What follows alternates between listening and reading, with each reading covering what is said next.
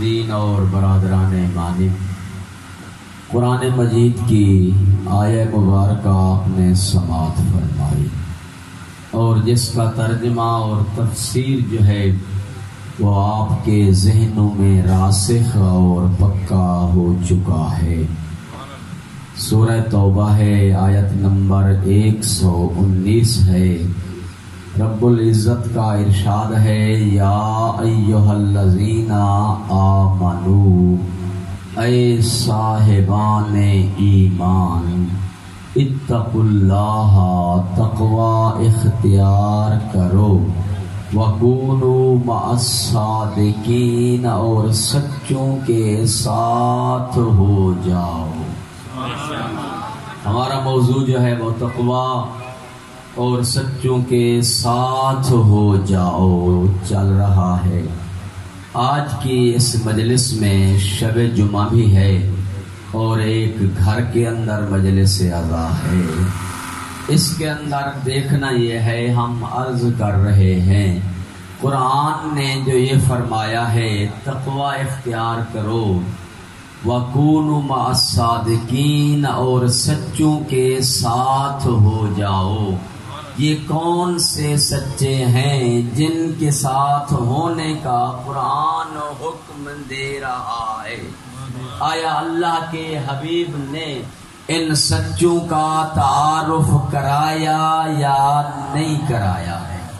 وہ کون سے سچے ہیں جن سچوں کے ساتھ ہونے کا یہ قرآن حکم دے رہا ہے؟ جب قرآن حکم دے رہا ہے تو اللہ کے حبیب پر لازم ہے، ضروری ہے کہ دنیا کو بتائے کہ وہ سچے ہیں کون جن کے ساتھ ہونے کا قرآن حکم دے رہا ہے۔ ان کا تعارف کرائے تو ہم کہہ رہے ہیں اول مجلس سے کہ اللہ کے حبیب نے ان سچوں کا کہاں کہاں پہ تعارف کرایا اور دنیا والوں کو ان سچوں کو جمع کر کے بتایا، بلکہ دکھلایا اور دکھلا کے کہا دیکھو یہ سچے ہیں جن کے ساتھ قرآن کریم ہونے کا حکم دیتا ہے۔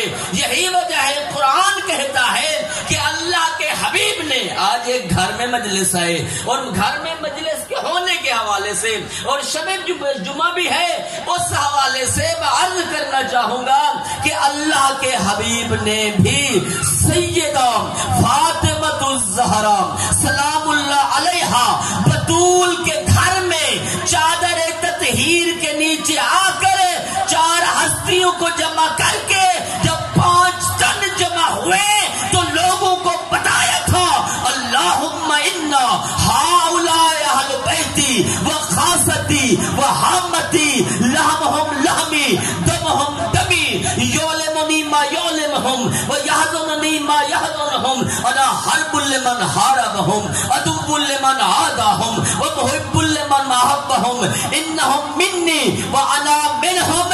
اور جمع کر کے دنیا کو بتایا، کہا اللہم انا ہؤلاء اہل بیتی، اے میرے اللہ تو گواہ رہنا یہی میرے اہل بیت ہیں جو چادر میں میرے ساتھ ہیں، لحمہم لحمی، ان کا خون میرا خون ہے، ان کا گوشت میرا گوشت ہے۔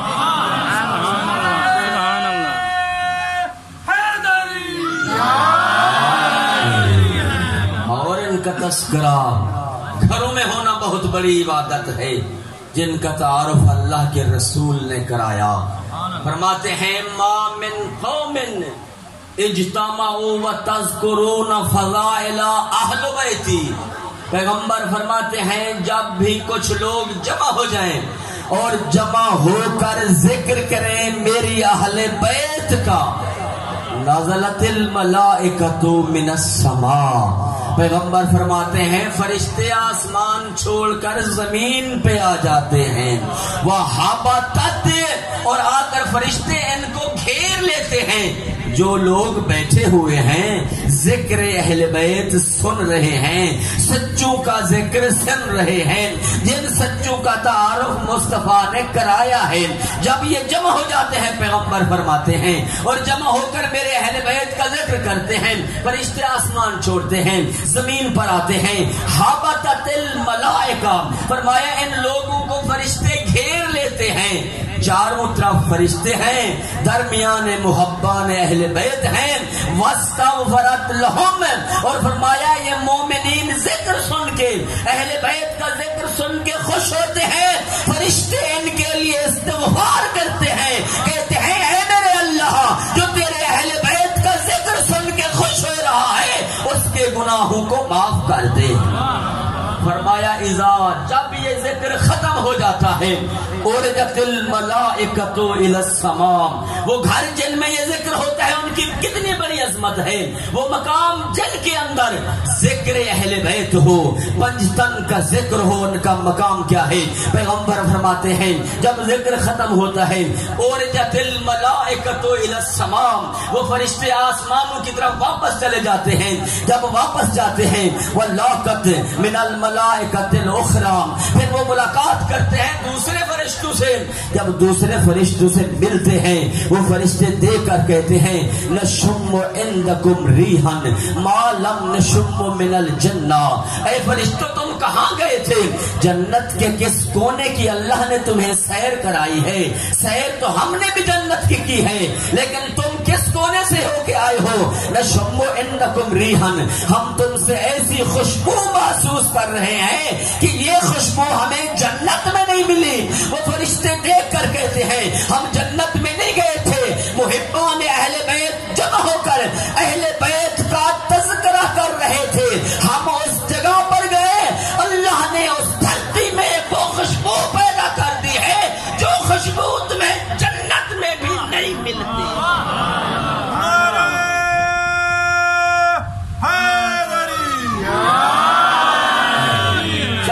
حدیث کے ساتھ کا تذکرہ اور پیغمبر نے تعارف کرایا، فرمایا اللہم انا ہؤلاء اہل بیتی، جب یہ 4 ہستیاں اور پیغمبر کے ساتھ 5 ہستیاں جمع ہوئی چادر کے نیچے، فرمایا اے اللہ گوار ہے نا، ہؤلاء اہل بیتی، یہ میرے اہل بیت ہیں، وخاصتی، یہ میرے خاص بندے ہیں، وحامتی، یہ میرے مددگار ہیں۔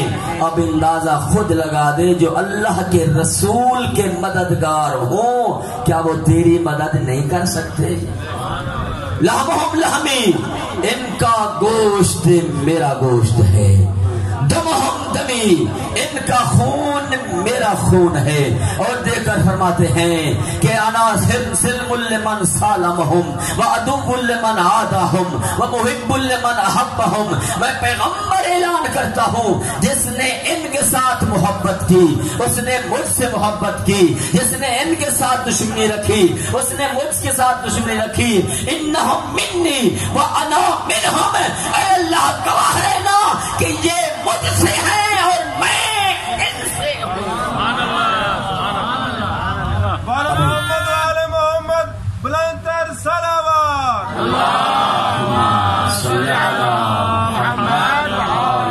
جلدی صلوات پڑھتے ہوئے تھوڑا سا آگے آ جائیں تاکہ بار بار جو ہے وہ آپ کو نہ کہا جائے، اور جو مجلس کا ایک لطف ہے۔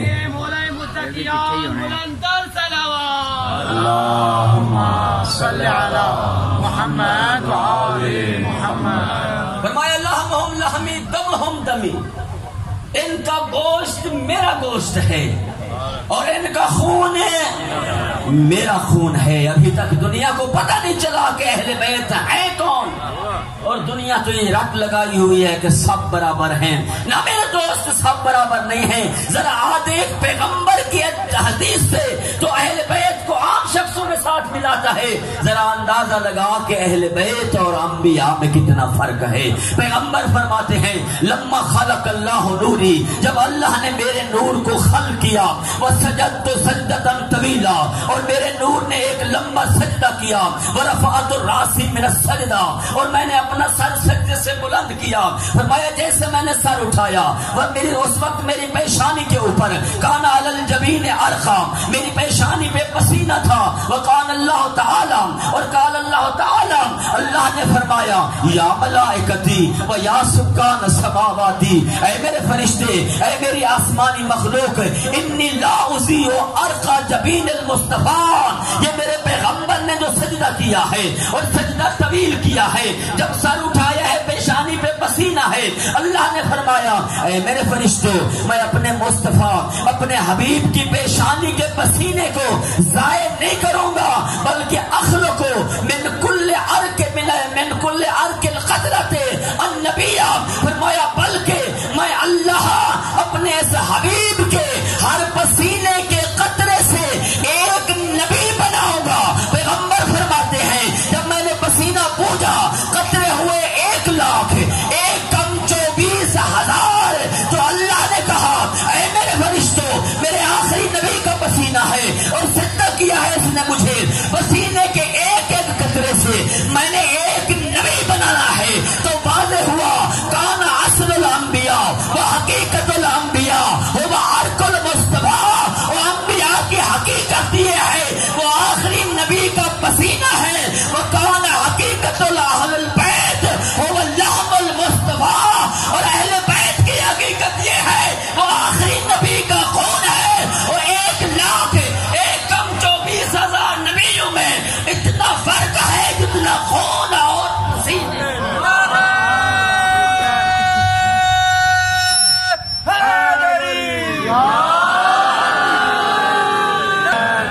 جمع ہوئے یہ اہل بیت. ابھی دنیا کو پتہ نہیں ہے، پوچھتے ہیں کون ہے وہ صادقین جن کے ساتھ اللہ ہونے کا حکم دے رہا ہے؟ کون ہے وہ اہل بیت رسول؟ ذرا دیکھ معلوم نہیں ہے تو سن، اہل بیت رسول کون ہے؟ جب جمع ہوئے اللہ نے آسمان پہ فرشتوں کو جمع کیا. ایک جملہ کل میں نے پڑھا وہ نہیں پڑھتا، اور اس وقت دیکھ کر جناب جبریل فرماتے ہیں یا رب ومن تحت الکساء، اے میرے اللہ مجھے بتا جن کے قصیدے تو ہمیں سنا رہا ہے، جن کے فضائل تو ہمیں آسمان پہ جمع کر کے بتا رہا ہے، یا رب ومن تحت الکساء، ہمیں بتا کہ چادر کے نیچے کون ہے. اس وقت خدا نے فرمایا فقال اللہ عز وجل، اللہ نے فرمایا ہم فاطمہ و ابوہا و بالہا و بنوہا. مل کر صلوات پڑھ لیں اللہم صل علی محمد و آل محمد. جب فرمایا کہ چادر کے نیچے کون، تو اللہ فرما رہا ہے چادر کے نیچے فاطمہ ہے، وہ ابوہا فاطمہ کا بابا ہے، وہ بالہا فاطمہ کا شوہر ہے، وہ بنوہا فاطمہ کے بیٹے ہیں. قرآن کی قسم ذرا قرآن اٹھا کے دیکھیں، نبی فرماتے ہیں اس وقت جب اللہ نے میرے نور کو خلق کیا اور فرمایا کنت کنزا مخفیا، اللہ نے فرمایا میں ایک مخفی خزانہ تھا، فاحببت ان اعرف، میں نے چاہا میں پہچانا جاؤں، فخلقتک یا مصطفیٰ، میں نے اپنی پہچان کے لیے اے مصطفیٰ تجھے خلق کیا. جب میں نے اپنا تعارف کرانا چاہا کہ میں دنیا میں پہچانا جاؤں، لوگ لا الہ الا اللہ پڑھیں اور میری توحید کی گواہی دیں، مجھے خالق مانے، مجھے رازق مانے، مجھے اپنا رب مانے، مجھے پیدا کرنے والا مانے. جب میں نے اپنا تعارف کرانا چاہا تو اے حبیب میں نے تجھے خلق کیا اور تیری وجہ سے میرا تعارف ہوا. اور میں کہتا ہوں مصطفیٰ وہ ہے جب اللہ اپنا تعارف کرانا چاہے تو مصطفیٰ کو بھیجتا ہے، اور جب مصطفیٰ کا تعارف کرانا چاہے تو کہتا ہے ہم فاطمہ و ابوہا. مصطفیٰ کا تعارف فاطمہ کے ذریعے کرانا.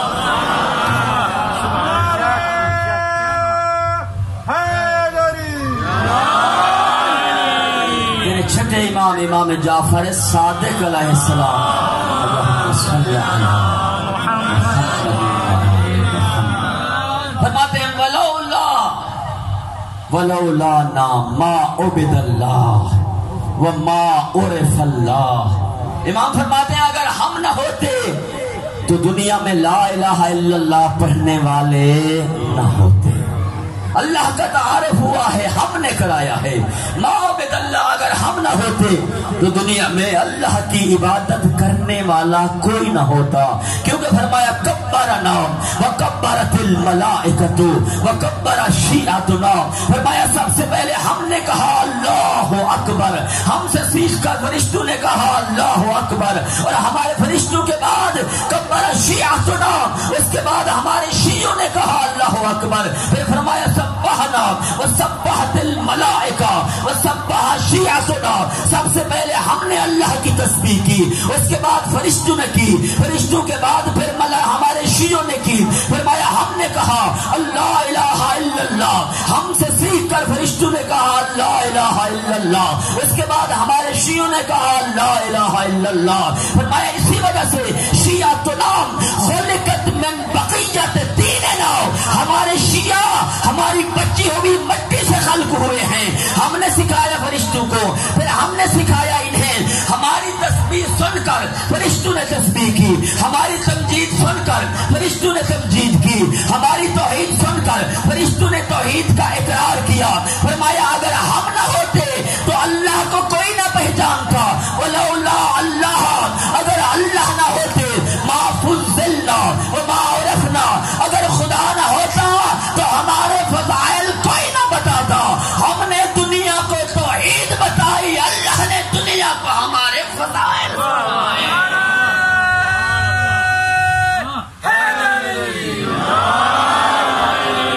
اب جو پڑھتے ہیں لا الہ الا اللہ، ذرا ان کو سوچنا چاہیے کہ یہ لا الہ الا اللہ سکھایا کس نے ہے؟ جس نے لا الہ الا اللہ سکھایا اہل بیت نے، اور اہل بیت کے فضائل سنائے خدا نے. فرمایا اگر خدا نہ ہوتا ما فضلنا وما عرفنا، ہمارے فضائل کوئی نہ سناتا. اللہ نے قرآن میں سنائے. اب دو سنتیں ہیں، ایک ہے سنت اہل بیت، دوسری ہے سنت خدا. سنت اہل بیت یہ ہے کہ اللہ کی توحید کو بیان کرو، لا الہ الا اللہ سیکھو، خدا کو سجدے کرو. اور اللہ کی سنت یہ ہے کہ دنیا کو اہل بیت کے فضائل سناؤ. اب مسلمان اندازہ تو کر لے، جو کچھ اہل بیت نے منوایا اس کو تو نے مان لیا، اور جن کو اللہ نے منوایا ان کو تو بھول گئے.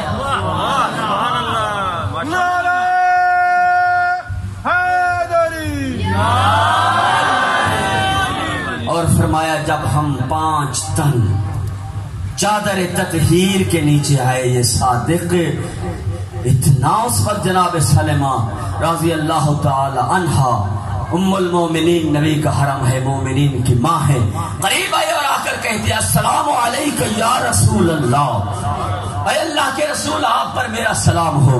اللہ کے حبیب نے سلام کا جواب دیا، اور جناب سلمہ نے دیکھ کر فرمایا یا رسول اللہ ادخل معکم تحت الکساء، کیا مجھے بھی اجازت ہے کہ میں آپ کے ساتھ چادر تطہیر میں آ جاؤں؟ کون کہہ رہی ہے؟ ام سلمہ ام المؤمنین، مومنین کی ماں، پیغمبر کا حرم مومنین کی ماں ہے. فرماتے ہیں یا رسول اللہ کیا مجھے اجازت ہے کہ میں آپ کے ساتھ چادر تطہیر میں آ جاؤں؟ پیغمبر دیکھ کر فرماتے ہیں یا سلمہ انت علی الخیر لا من اہل البیت، اے سلمہ تو خیر پر ضرور ہے، اہل بیت میں سے نہیں ہے.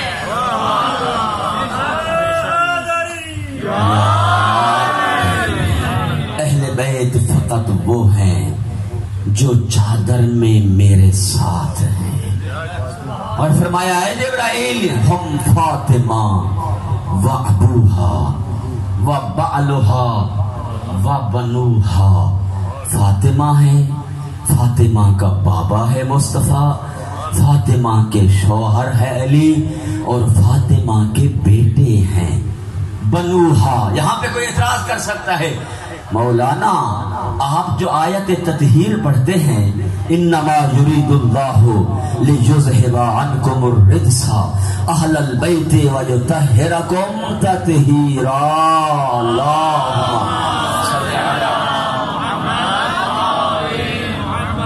مولانا آپ آیت تطہیر پڑھتے ہیں اور اہل بیت علیہ السلام کے فضائل پڑھتے ہیں، آپ آیت تطہیر سے 14 معصوموں کی عصمت ثابت کرتے ہیں.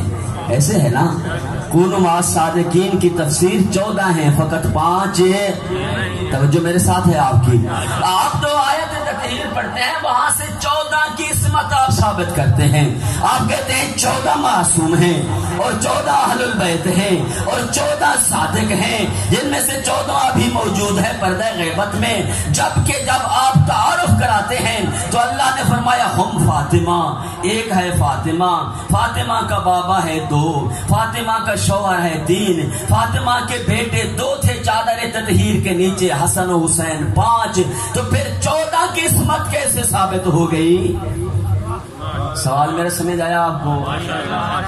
آیت تطہیر سے آپ 14 کی عصمت کیسے ثابت کر سکتے ہیں؟ تو جو میری آپ کے ساتھ ہے، آیت تطہیر سے آپ کیسے ثابت کر سکتے ہیں معصوم 14 ہیں؟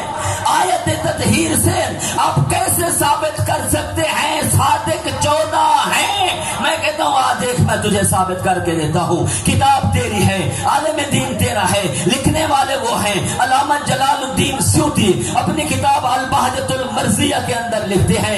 اتنی بڑے عالم دین ہیں جن کو اہل سنت برادران نے اپنا امام النحو کا لقب دیا ہے کہ نحو کے امام ہیں. وہ لکھتے ہیں اپنی اس کتاب کے اندر، کہتے ہیں دیکھو کہا گیا ہے وَبَنُوهَا، اور فاطمہ کے بیٹے معصوم ہیں. وہ لکھتے ہیں دیکھیں بنو جمع کا لفظ ہے، تسنیہ کا لفظ نہیں ہے، جمع ہے بنوہا.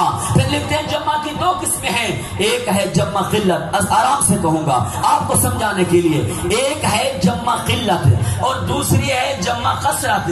جمع قلت کسے کہتے ہیں؟ کہا فرمایا جمع قلت وہ ہوتی ہے جو کم از کم 3 پر دلالت کرے اور 3 سے 10 تک جائے، اسے کہتے ہیں جمع قلت. دوسرا فرمایا جمع کثرت ہوا کرتی ہے. وہ لکھتے ہیں جمع کثرت کیا ہوتی ہے؟ وہ لکھتے ہیں جمع کثرت وہ ہے جو 11 پر دلالت کرے یا 11 سے زیادہ پر دلالت کرے. وہ لکھتے ہیں جمع قلت جو 3 سے 10 تک، جمع کثرت جو 11 پر دلالت کرے یا 11 سے زیادہ افراد بتائے. وہ لکھتے ہیں وَبَنُوهَا، یہ جو لفظ استعمال ہوا ہے حدیث قصہ کے اندر، وَبَنُوهَا، وہ چادر کے نیچے فاطمہ کے بیٹے ہیں. بنو کا لفظ جمع قلت کا نہیں ہے بلکہ جمع کثرت کا ہے.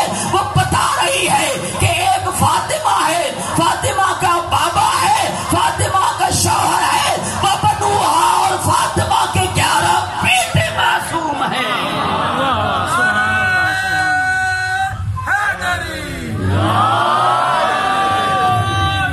اور فاطمہ کے 11 بیٹے وہ معصوم ہیں بنوہا.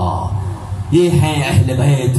ابھی تک سمجھ نہ آئی اہل بیت کون ہیں؟ خدا نے فرمایا میرے اہل بیت وہ ہیں کہ جن کے لیے میں نے ارادہ کر لیا ہے کہ اہل بیت کی نشانی یہ ہے اگر دنیا پریشان ہونے لگ جائے اور کوئی کہے یہ اہل بیت ہیں، کوئی کہے یہ اہل بیت ہیں، کوئی کہے یہ اہل بیت ہیں، تو پریشان نہ ہونا، گھبرانا نہیں. میں نے بتا دیا ہے اہل بیت وہ ہوا کرتے ہیں جن کے قریب رجس جا نہیں سکتا. اگر اختلاف ہو جائے افراد کے درمیان اہل بیت کون ہے تو تاریخ اٹھا کے پڑھتے جانا، اور جن کے قریب رجس گیا ہے وہ اہل بیت ہو نہیں سکتے.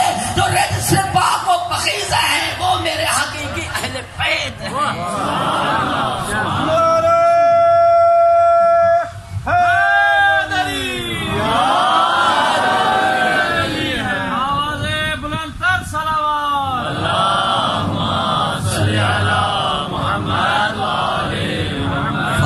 الرجس من الاوثان. رجس کیا ہے؟ جو اہل بیت کے قریب جا نہیں سکتا. فاجتنبوا الرجس فرمایا رجس سے بچو. کیا ہے رجس؟ من الاوثان.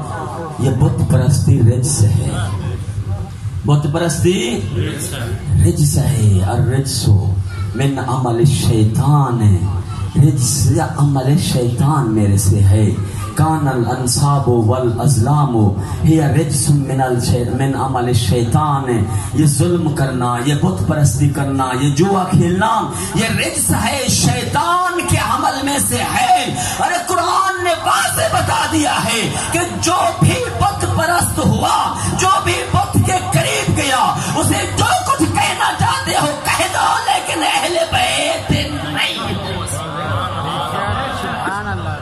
اور اہل بیت وہ ہیں کہ قرآن کہہ رہا ہے اہل بیت اور غیر اہل بیت میں فرق یہ ہے کہ اہل بیت وہ ہوتے ہیں جن کا عمل پہلے ہوتا ہے، قرآن ان کے عمل کا قصیدہ بنتا ہے.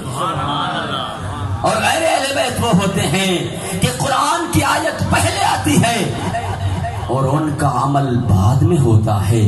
اقیم الصلاۃ، نماز قائم کرو کی آیت پہلے ہے. اصحاب کرام رضوان اللہ تعالی عنہم نے نماز بعد میں پڑھی ہے. آتوا الزکات، زکات دو، زکات کی آیت پہلے ہے. اصحاب کرام رضوان اللہ تعالی عنہم نے نماز زکات بعد میں دی ہے. کتب علیکم الصیام کما کتب علی الذین من قبلکم، تمہارے اوپر روزے واجب کر دیے گئے ہیں جس طرح تم سے پہلے والے لوگوں پر واجب کیے گئے تھے.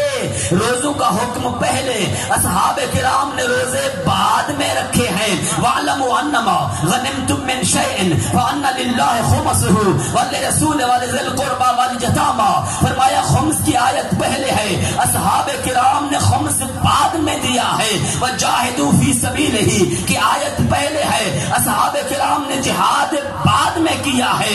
قُل لَّا أَسْأَلُكُمْ عَلَيْهِ أَجْرًا إِلَّا الْمَوَدَّةَ فِي الْقُرْبَى کی آیت پہلے ہے.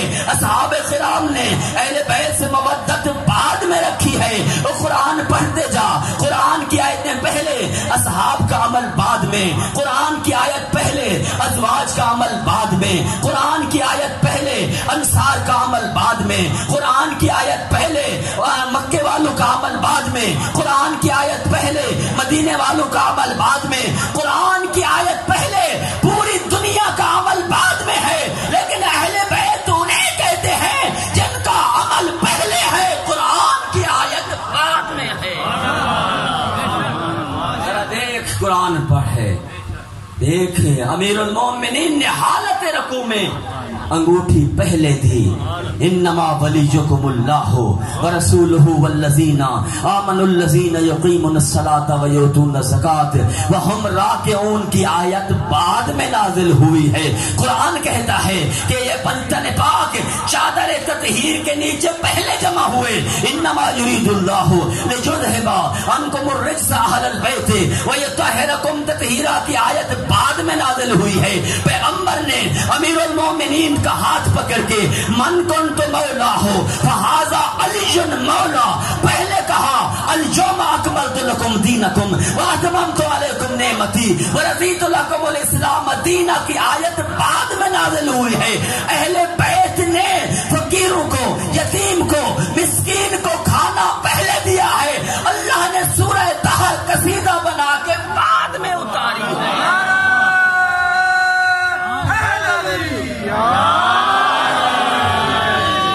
ذرا پڑھ لے سورہ طہ کی تفسیر. بلندتر صلوات. اللہم صلی علی محمد یہ اہل بیت کے لیے جو سورہ طہ قصیدہ بن کے آئی ہے، یہ بہت بڑا قصیدہ ہے جو اللہ نے اہل بیت کی شان میں. جب یتیم آئے، مسکین آیا، کہا میں مسکین ہوں، 3 دن روزے رکھے. پھر ایک دن روزہ رکھا، پھر آیا میں یتیم ہوں. پھر روزہ رکھا، پھر آیا میں اسیر ہوں. جا کے دیکھ لے، کتاب کا نام ہے تفسیر الکشاف. لکھنے والے ہمارے برادران اہل سنت کے عالم دین ہیں جار اللہ زمخشری.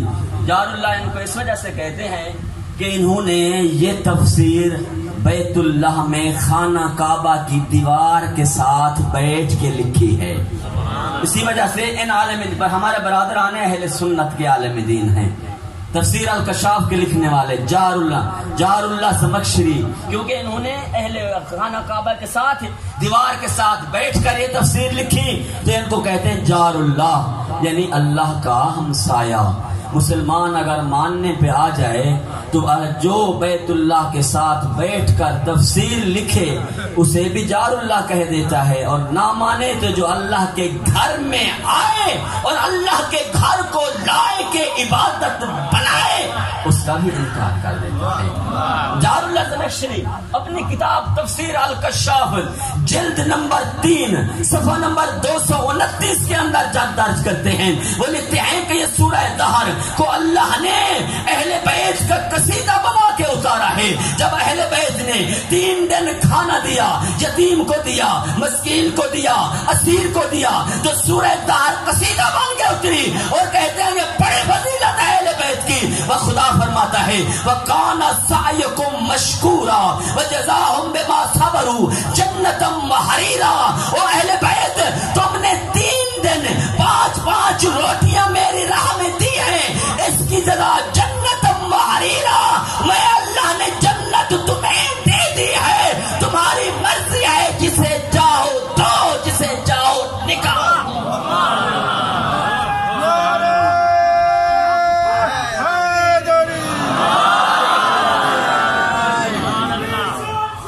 حسین بادشاہ بما صبروا جنتم وحریرا، جو تم نے صبر کیا اور میری راہ میں کھانا دیتے رہے، خود پانی کے گلاس سے روزہ افطار کرتے رہے، اس کی جزا جنت میں نے تمہارے حوالے کر دی، بنائی میں نے ہے، جنت ہے تمہارے حوالے، جس کو چاہو دو، جس کو چاہو نکال دو۔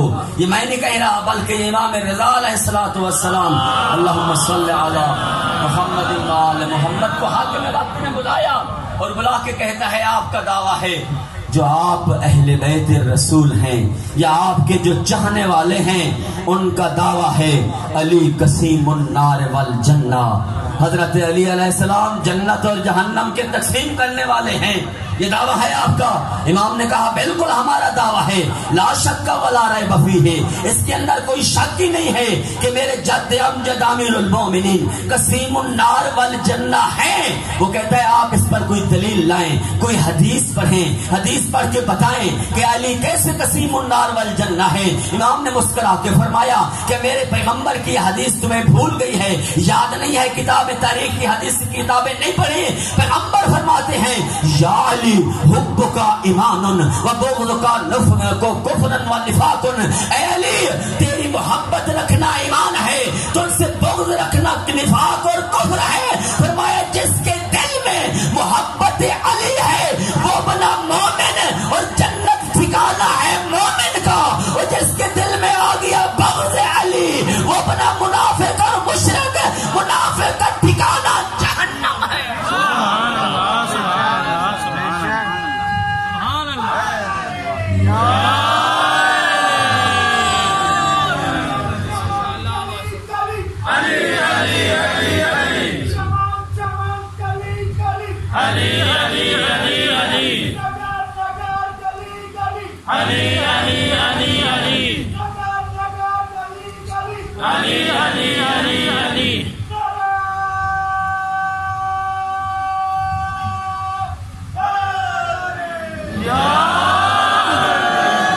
اور کہتا ہے امام وہاں سے چلے اس دربار سے، صحابی ساتھ ہے، جو جملہ میں نے کہنا اور جس کے لیے میں نے آپ کو تکلیف دی ہے اپنے موضوع پر، اپنی گفتگو پر دلیل کہتے ہیں جیسے چند راستے میں امام چلے تھے، میں نے امام کے ہاتھ چومے، ہاتھوں کو بوسہ دیا، اور بوسہ دینے کے بعد کہا یا ابن رسول اللہ، اے فرزند رسول، قربان جاؤں آپ کی گفتگو پر۔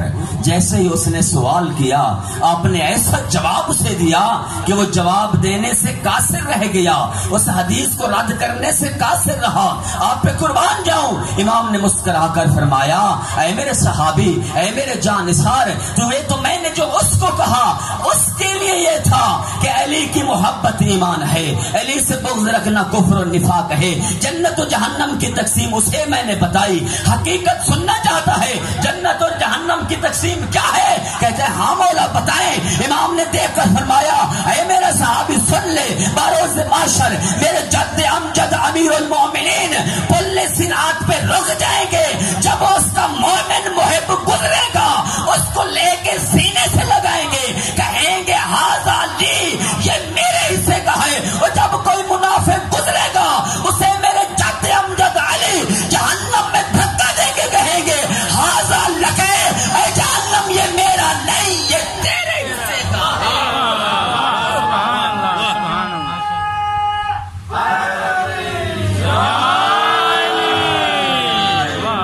جزاءہم بما صبروا. تفسیر یاد ہے؟ کون سی تفسیر کا میں نے نام لیا؟ تفسیر الکشاف. لکھنے والے برادران اہل سنت کے عالم دین جار اللہ زمخشری، جلد نمبر 3 صفحہ نمبر 229. وَكَانَ سَعْيُكُمْ مَشْكُورًا. بڑی فضیلت ہے اہل بیت کی اس آیت کے اندر، ذرا توجہ کریں. سورہ دہر وَكَانَ سَعْيُكُمْ مَشْكُورًا. اللہ فرماتا ہے یہ جزا تمہیں میں نے دی ہے جنت. وَكَانَ سَعْيُكُمْ مَشْكُورًا. میں اللہ تمہارا شکر گزار ہوں. وَكَانَ سَعْيُكُمْ مَشْكُورًا. میں اللہ تمہارا شکر گزار ہوں. ابھی تک مسلمان تمہیں سمجھ نہیں آئی کہ اہل بیت کون ہیں؟ تو ذرا دیکھ، آدم سے لے کر عیسیٰ تک تمام انبیاء آئے، ہر نبی نے اللہ کا شکر ادا کیا، لیکن خدا نے کسی نبی کا شکر ادا نہیں کیا. حضرت آدم نے اللہ کا شکر ادا کیا، خدا نے آدم کو شکر ادا نہیں کیا. حضرت نوح علیہ السلام نے اللہ کو شکر ادا کیا، لیکن خدا نے پلٹ کر حضرت نوح کا شکریہ ادا نہیں کیا. حضرت ابراہیم علیہ السلام، حضرت موسیٰ، حضرت عیسیٰ، اس دھرتی میں آدم سے لے کر عیسیٰ تک اور عیسیٰ سے لے کر تا قیامت تک اس دھرتی کے اندر کوئی گھر ایسا نہیں ہے کہ جو اللہ کا شکر ادا کرے لیکن پھر اللہ پلٹ کر ان کو بھی کہے تمہارا میں شکر گزار ہوں. اس پوری دھرتی کے اندر ایک گھر اہل بیت ہی کا تو ایسا ہے جو اللہ کی راہ میں روٹیاں دیتا ہے. اللہ کہتا ہے میں تمہارا شکر ہوں.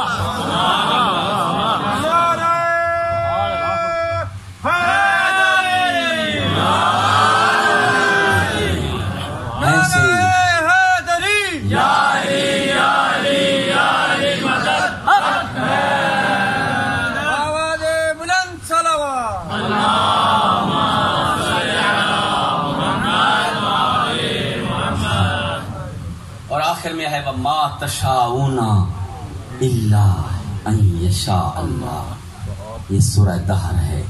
فرمایا یہ وہ ہیں جنہیں میں نے جنت دی ہے، یہ وہ ہیں جن کا میں شکر گزار ہوں. وَمَا تَشَاءُونَ إِلَّا أَن يَشَاءَ اللَّهُ. یہ کچھ نہیں چاہتے، وہ چاہتے ہیں جو میں اللہ چاہتا ہوں. ان کی مرضی میری مرضی ہے اور میری مرضی اہل بیت کی مرضی. ہاں سی ہم بھی محبت کرتے ہیں اہل بیت سے، ہم بھی تو چاہتے ہیں نا اہل بیت کو، ہم بھی محبت کرتے ہیں اہل بیت سے. دنیا دعویٰ کرتی ہے ہم بھی، آپ بھی محبت کرتے ہیں، ہم بھی اہل بیت سے محبت کرتے ہیں. ذرا دیکھ ہم بھی کا دعویٰ تیرے امام نے اس کا جواب کیسے دیا.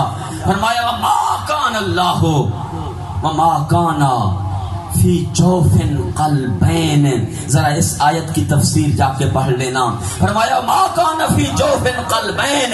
اللہ نے کسی سینے کے اندر دو دل نہیں بنائے. تاریخ گواہ ہے. اور تیرے امام کا فرمان پڑھوں گا کہ جب مشرکین مکہ آئے اللہ کے حبیب کی دربار میں، کہنے لگے یا رسول اللہ ٹھیک ہے تو کہتا ہے لا الہ الا اللہ، ہم تیرے خدا کو بھی مانتے ہیں، تیرے خدا کی بھی وحدانیت کا اقرار کرتے ہیں، ہم کہتے ہیں اللہ خدا ہے، لیکن ہمیں اجازت دے ہم لات اور منات اور عزا کی بھی پوجا کریں. کبھی تیرے خدا کو مانیں گے، کبھی لات و منات عزا کی پوجا کریں گے. ایک دن تیرے خدا کی پوجا، دوسرے دن لات و منات و عزا کی پوجا، پھر تیسرے دن تیرے خدا کی پوجا، پھر چوتھے دن لات و منات و عزا کی پوجا۔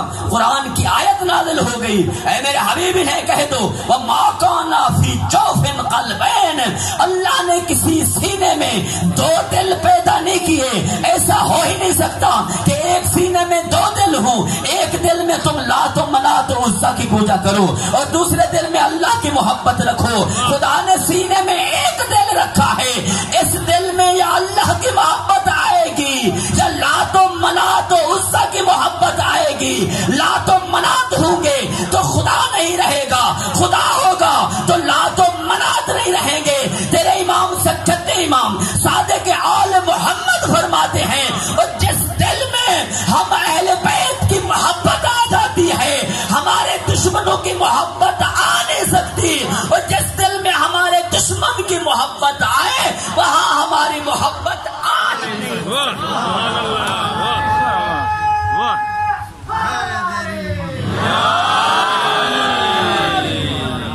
ہاں تو کہے کہ حسین بھی زندہ باد ہے، امام حسین کے تذکرے بھی کرنے لگ جائے اور پھر ساتھ ساتھ میں یزید کا بھی ساتھ دینے لگ جائے۔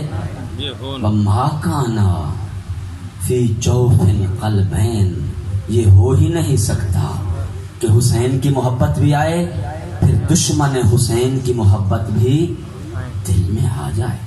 تاریخ گواہ ہے، علماء لکھتے ہیں یہی اہل بیت، یہ پنج تن جس طرح چادر تطہیر میں اکٹھے تھے، پیغمبر کے آخری وقت میں یہ اہل بیت اکٹھے بیٹھے ہوئے ہیں۔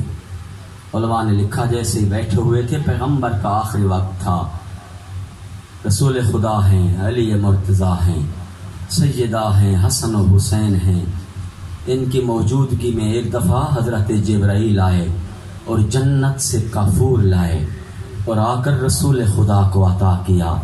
رسول نے وہ کافور لیا۔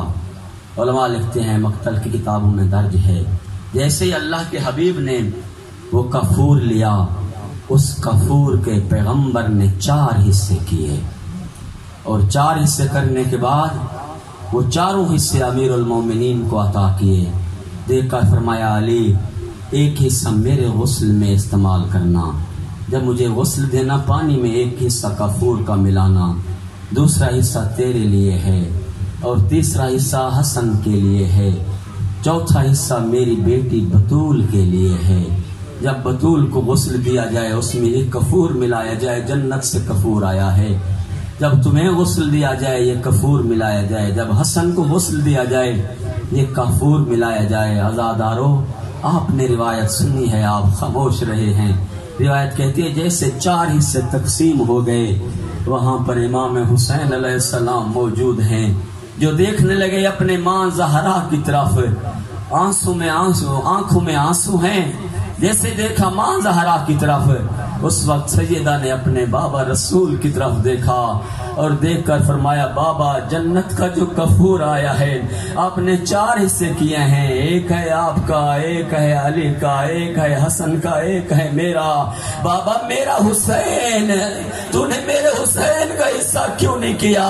اس وقت روایت کی کہتی ہے فبکا علیہ بکان شدیدا، پیغمبر اسلام نے زور سے گریا کیا، ریشہ تر آنسو سے تر ہو گئی، رو کے فرمایا زہرا بیٹی کافور اس کے لیے ہوتا ہے جسے غسل دیا جائے اور جسے کفن دیا جائے، تیرا حسین وہ غریب ہے جس کا غسل و کفن کربلا کی گرم ریت ہوگی، نہ جسے غسل دیا جائے گا نہ جسے کفن دیا جائے گا۔ عزاداران حسین، یہی وجہ روایت کہتی ہے کہ جب 11 محرم کو آئی شہزادیاں اور دیکھا امام حسین کا جسم اطہر ہے، وہ خون و خاک میں گلتا ہے، نبی کی بیٹی نے رخ کیا مدینے کی طرف، دیکھ کر فرمایا یا جدہ صلو علیک ملکۃ السماء، او نانا رسول اللہ تجھ پر آسمان کے فرشتے درود بھیجتے ہیں، ھذا حسین